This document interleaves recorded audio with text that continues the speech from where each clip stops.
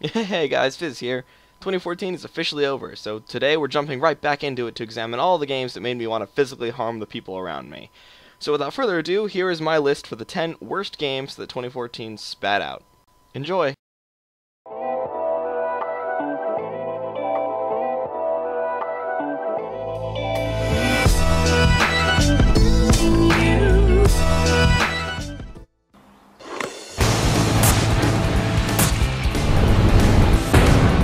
I don't think I have any words to describe just how awful this game truly is. I'm sure the trailer captures most of the awfulness in a pretty perfect way, and this, mind you, is the best aspects of the game. The trailer shows the best parts of the game in order to get you to buy it, and this is the best part of the game, I assure you. It's just awful. I mean, it's only number 10 on my list because we weren't really expecting it to be any good, but just the sheer amount of awful that this game throws at you in a very short amount of time, it's baffling. And with this game being number 10 on my list, it definitely sets the tone for the other 9 games that are going to be on my list. So, buckle up. This is Basement Crawl, exclusive for the PS4, launched February of this year. It's a Bomberman clone, except for, remember how Bomberman was good? No, this game isn't good. Remember how Bomberman was fun? No.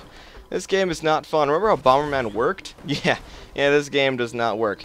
This game was so bad, in fact, that the developers of the game promised that they would remake the game into something that wasn't complete and total crap, and then the people who bought this version of the game would get that for free. Yeah, this is definitely list contending material here. And the really sad part is these games just only get worse from here. Me, I'm horny. Short for the Horn Reaper. You know, I almost feel like I don't need to explain why this is bad after watching that opening clip, but I kind of have to, so here we go.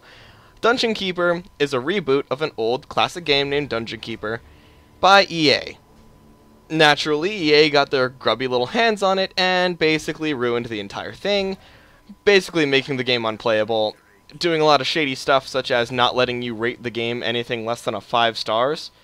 And just a lot of really, really shady stuff. And if you really want to see the true just essence of why this game is so horrible, go watch Jim Sterling's video, Dungeon Keeper Mobile, a Faithful Classic. I'll link it down in the description. It's something if you really care enough, just go watch it. It explains perfectly in 50 seconds why this game is bad, better than I could in a few hours. I've known beauty. I've known pain. She, of course, is talking about the pain that is having to play through this piece of trash. Now, there is no one on this planet, except for maybe my father, that is a bigger Final Fantasy fan than I am, but the truth of the matter is, Lightning Returns Final Fantasy XIII just sucks. Final Fantasy XIII sucks, but I gave them a pass. I was like, alright, this game sucks, but they'll do better next year with the next Final Fantasy. Nope, they release a sequel to that one. I'm like, alright. You went too far, you gotta stop this is really bad. And then they make a sequel of that game. I've pretty much lost all faith in Final Fantasy at this point. Hopefully Final Fantasy 15 is good, but this one isn't. It's got a horrible story, horrible action, horrible gameplay, horrible characters, horrible everything. Name something, this game messes it up somehow.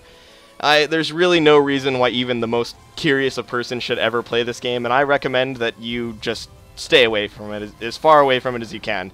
It's not good at all. Just don't, please. This game is called Haunted House Cryptic Graves. It's a horror game without any horror. It's a game with all the bugs, glitches, and horrible everything you can imagine. It's got a lot of glaring problems with it that you're about to see now. Is this the place? Is this Abaddon Grange? Yes, these are the gardens of Abaddon Grange. This place is huge! Look at those statues!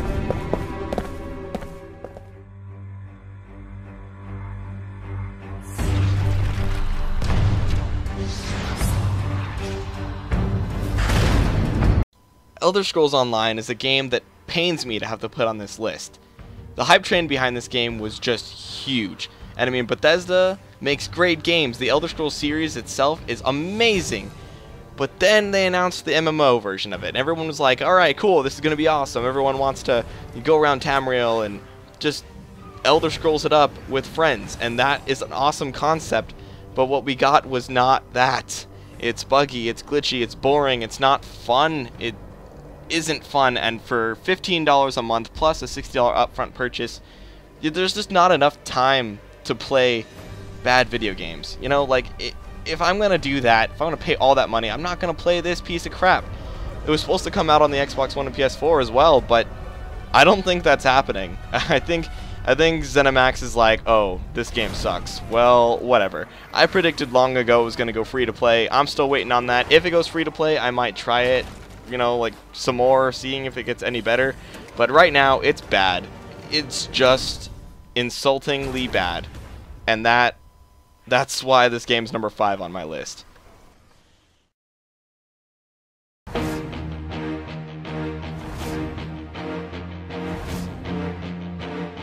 Speaking of insultingly bad, Sonic Boom Rise of Lyric, a game that honestly I had zero expectations for, and somehow managed to actually be worse than what I expected it to be. Glitchy, buggy, broken, yada yada yada. It's a Sonic game. Sonic games pretty much have sucked for a long time, so I give up on Sonic at this point.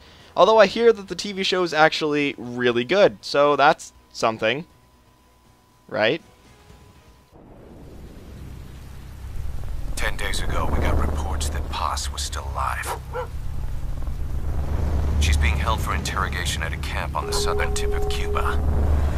Metal Gear Solid 5 Ground Zeroes is probably one of the more controversial picks for this list.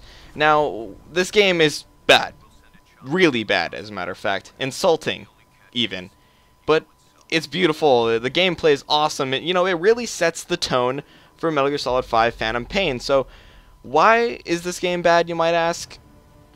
Well, for what it is, really. It's a demo for Metal Gear Solid 5 Phantom Pain that comes out later this year, which is looking to be a fantastic game. Remember back in Dead Rising 2. Before Dead Rising 2 came out, they launched this game called Case Zero, which was a $5 prologue to Dead Rising 2, and your progress carried over, and it was pretty cool. But people were worried, like, oh, they're releasing a game before the game's out, and we're spending money on it, and is this gonna be any worse in the future? And people were really worried. This is the fruition of those, that paranoia. This is a $30 game for 30 minutes of gameplay. I mean, at least Dead Rising 2 Case Zero had more than a couple hours worth of stuff to do. This is just 30 minutes worth of stuff. Some person beat this game in 6 minutes. Was that 6 minutes really worth his $30? It used to be $40 before Konami lowered the price because people were a little upset. So now it's $30. A $30 demo that isn't even worth $5. Let that sink in for a moment. Rambo the video game. Now, my real gripe with this game is I have no idea why it was even created. It's not a movie tie-in game in the sense that there's a movie coming out for it soon. It's a movie tie-in game to a movie that's 30 years old. And the movie's awesome, this game isn't. It's an on-rails shooter, and I mean that enough kills it, but it's the kind of on-rails shooter that's a bad on-rails shooter. It's not like one of the good, awesome ones like Time Crisis or Vampire Knight. No, this is a bad on-rails shooter. The words aren't in my brain to explain everything that makes this game bad. They couldn't get Sylvester Stallone to do his voice again, so instead they just ripped the audio straight from the movie. That's how bad this game is. It's boring, not fun. I've ran into a couple glitches along the way. It's one of those games that's absolutely marvelous because of how bad it is. It's the kind of game that's so bad that you bring your friends over to play this game so they can experience the awfulness that is this game.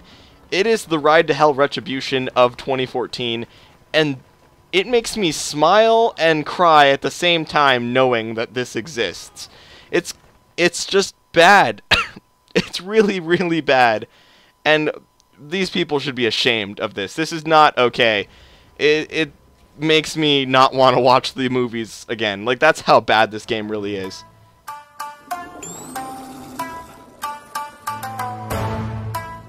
The Slaughtering Grounds. This game almost didn't even make it on my list. For the longest time, I thought this was a Steam Early Access title, and I don't put Early Access titles on my, unfinished games. I don't put those on my Worst Games of the Year list because of obvious reasons. It's unfinished. There's still work to do. However, as you can probably tell by the fact that it is on my list, no, this game is finished. This is a full release title available on Steam right now for the price of $10, which I recommend you use those $10 to buy a medium-sized bat to brash your own brains in rather than playing this game. It runs like crap. It looks like crap. It sounds like crap. Everything about this game makes me want to punch not only the people who made it, but also anyone in a 10-mile vicinity of me. It's bad. It's really, really, really this bad. Like, what you're seeing on screen, this is just gameplay. It's just straight from the game. Like, I'm not editing this at all. This is actually what the game is and what the game looks like and how it plays. It actually is this bad, people. And there's so many other factors that go into why this was #1. I mean, the developer, I don't even know their name, but they went erasing reviews, taking legal action, taking down videos of people saying how bad this game is, just all the worst stuff that you can do as a developer, like kind of the stuff that the people who did the War Z, kind of like that. It's like that again, only for the War Z, they were just lying about their game. For this, it just truly is awful. I mean, I can play Infestation Survivor Stories and have a good time with my friends. This game is just bad. I mean, look at that. The sign that just popped up on the screen right there, you could still see the little white marks from them trying to delete it, edit it to put it in the game because they just got that freaking blood image off Google. I'm not even kidding. I went and I Googled images myself and I found the exact image they used. And it's just, this game is bad. It's really bad. It's laughably bad, but at the end of the day, it's insulting how bad this game is. It's insulting.